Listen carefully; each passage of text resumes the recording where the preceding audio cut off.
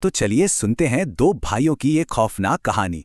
एक ऐसा गांव जो दिखने में कुछ और था पर असल में कुछ और। विजय और माधव एक कामयाब बिजनेस ट्रिप के बाद घर लौट रहे थे, पर यह सफर डरावना होने वाला था। वापसी का रास्ता था, मौसम सुहाना था, लेकिन वो आने वाली रात से बिल्कुल अनजान थे। लेकिन तभी एक भयानक तूफान आ गया। उन्हें आश्रय चाहिए था और दूर एक रोशनी दिखी।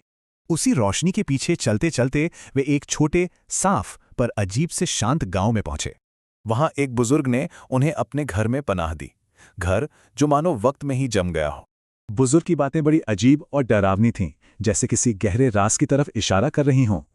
उसने कहा, इस गांव की मिट्टी में कई कहानियां दफन हैं, यहां रुकने वाला खुद एक कहानी बन जाता है। मेजबानों ने बताया कि उन्हें बिजली की चकाचौंध से ज्यादा लालटेन की धीमी रोशनी में सुकून मिलता है। यहां तक कि खाने का स्वाद भी कुछ अजीब था, मसालों के साथ जैसे कोई अनजाना डर घुला हो। आधी रात को माधव को प्यास लगी। बस यही प्यास एक भयानक राज से पर्दा उठाने वाली थी। माधव ने जैसे ही कुएं में झांका, अंदर से आती आवाजें और भी साफ और डरावनी हो गईं।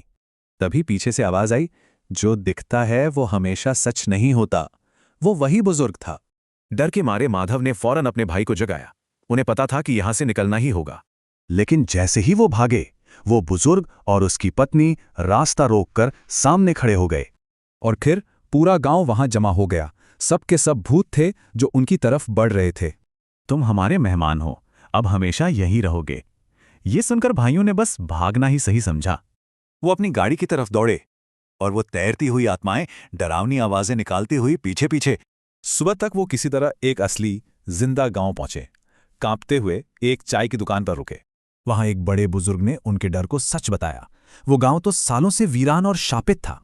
सोचिए, एक तरफ वो भूतिया गांव और दूसरी तरफ ये असली दुनिया, कितना बड़ा फर्क था। उस बुजुर्ग ने कहा कि उनका बचना किसी चमत्कार से कम नहीं, क्योंकि वहां से कोई लौट कर नहीं आया। सोचिए, अगर वो उस रात बचकर नहीं निकलते तो क्या होता। ये कहानी एक चेतावनी है